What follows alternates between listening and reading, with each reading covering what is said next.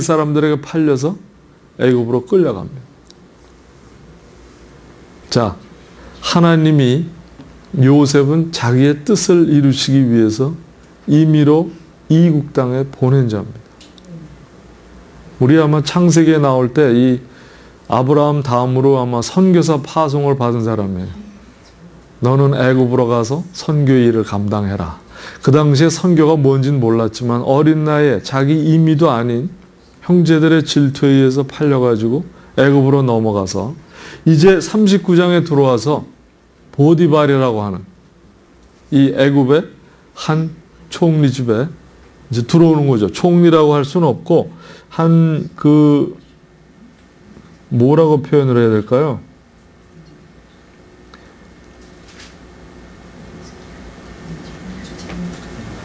친위대장이라고 나와 있군요. 친위대장. 굉장히 잘 사는 집안이죠. 자, 거기에 왔는데, 자, 이제부터 여기를 주의 깊게 한번 보세요. 여호와께서 요셉과 함께 하심으로. 자, 하나님을 믿기로 작정한 자에게는 하나님이 함께 하시겠다고 하는 약속이 여기 나옵니다. 이게 임마누엘이에요. 그리고는 함께 하심으로 형통한 자가 돼요. 자, 이 말을 주의 깊게 보셔야 돼요. 하나님이 함께 하심으로 모든 게 형통한다는 겁니다. 내가 형통하려고 아무리 노력을 하지만 그 형통은 오래가지 않고 이루어지지 않는다는 걸 간접적으로 역설적으로 말씀을 해주십니다. 하나님이 함께 하시기 때문에 모든 일이 잘 된다는 겁니다. 자, 그것뿐이 아니라 3절을 보시면 그의 주인이 보디발은 믿는 자였습니까? 안 믿는 자였습니까? 이방 사람입니다. 하나님은 듣긴 들었지만 하나님이 어떤 사람인지를 체험도 못했고 보지도 못하고 그냥 듣기만 했던 사람입니다. 왜? 이스라엘의 하나님이 너무나 유명했기 때문에 애굽에 살았던 이스라엘 사람들의 그 행적도 알았고 모세가 와서 이스라엘 백성을 데리고 나간 것까지도 다 알았던 그 역사에 나오는 스토리를 역사로 받아들였던 사람이지 하나님이 누군지를 볼 수가 없습니다. 그러나 오늘 하나님의 사람이 나타남으로 그의 주인이 여호와께서 그의 함께 하심을 보았다고 말씀을 합니다. 자, 하나님의 사람이 안 믿는 자 속에 들어갔을 때에는 하나님의 형상을 누군가 보고 있다는 얘기입니다. 굉장히 중요한 얘기예요. 그래서 신약에 오면 안 믿는 자들 가운데 어울릴 때 나의 행실과 언어와 모든 걸 주의해라 하는 이유가 그겁니다. 내가 한마디 한 행실을 잘못함으로 그 사람들의 하나님을 볼 수가 없다는 겁니다. 우리를 통해서 하나님을 나타내시겠다고 하는 의지가 이 요셉을 통해서 창세기부터 나오고 있습니다. 자, 어떻게 안 믿는 자가 요셉이 여호와께서 그와 함께 하심을 보며 또 여호와께서 그의 범사에 형통하게 하심을 보았더라.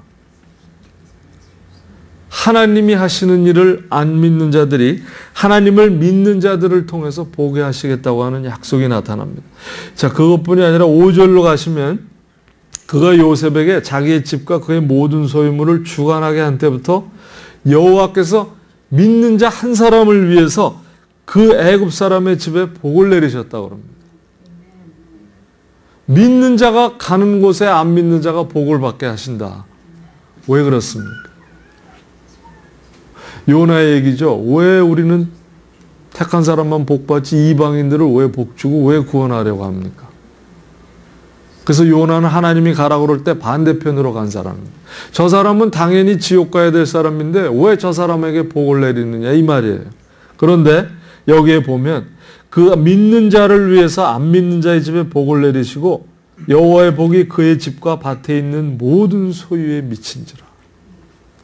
자, 하나님은 믿는 자 하나를 위해서 안 믿는 자들이 그 믿는 자를 섬길 수 있도록 복까지 주시겠다는 겁니다. 이게 하나님의 사랑이에요. 임마누엘의 하나님, 굉장히 중요한 개념이요, 이론이요, 실제적인 겁니다.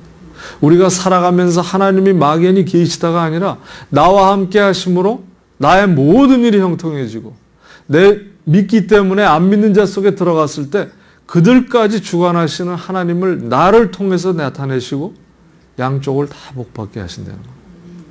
그러므로 그들이 하나님 나라에 들어올 수 있는 길을 우리를 통해서 열어주는 거예요. 우리가 하나님의 천국에 가는 통로의 역할을 감당케 하시는 게 하나님의 뜻이라는 거죠. 그게 임마누엘이라는 개념입니다.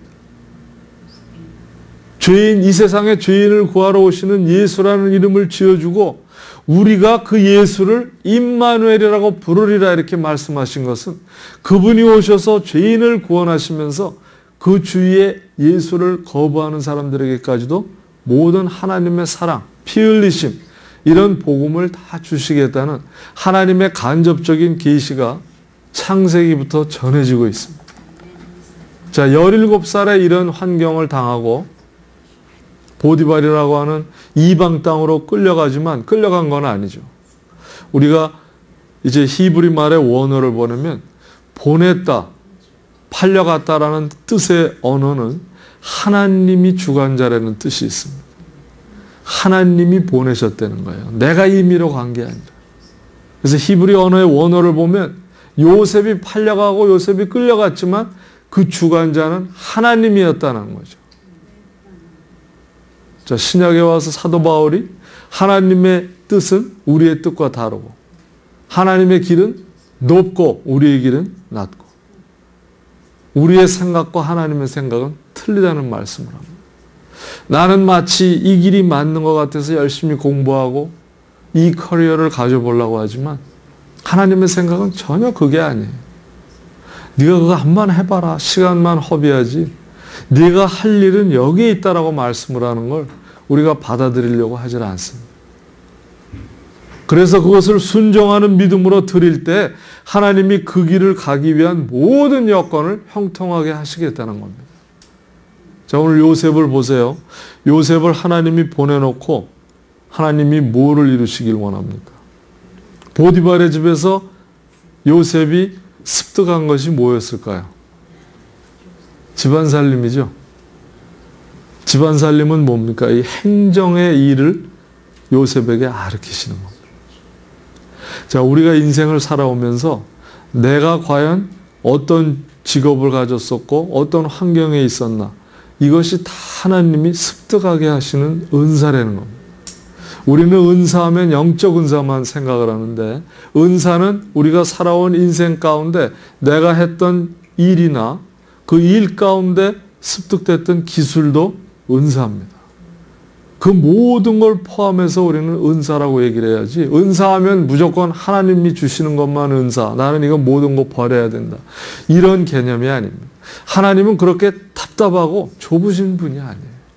하나님은 우리가 생각할 수도 없는 무지무지하게 방대하고 위대하신 분입니다. 그렇기 때문에 하나님하고 무슨 argue를 할 수가 없다는 거죠. 토기장이가 그릇을 지어놓고 잘못 나왔으면 확 부셔버립니다. 그러면 질그릇이 토기장인데 왜 부시냐고 얘기를 할 수가 있습니까? 우리가 그런 관계라는 거죠. 사도 바울이 그걸 얘기를 하고 있어요. 자, 이제 여기서 그 다음에 또 한 번에 고통이 오는 게 뭐냐면요. 감옥까지 들어갑니다. 여러분 왜 감옥에 들어가는지 아시죠? 자, 믿는 자에게는 항상 유혹이 있다 없다? 있습니다. 위험이 있습니까 없습니까? 예, 깨어있지 않으면 넘어진다는 거죠. 요셉을 보세요. 성경이 그 용모가 빼어나고 아름다웠더라. 요즘의 아이돌이 누굽니까? 한국이나 미국의 남성의 상징. 식스팩이 여기 딱 왕자가 그려져 있고 벗으면 누굽니까? 그런 정도의 용모가 이 히브리 원어는 너무나 잘생긴 거예요. 그냥 딱 보면 정신이 혼미해질 정도로 너무나 잘생겼기 때문에. 근데 보디발의 아내가 요셉을 원합니다. 이건 음란한 생각이죠.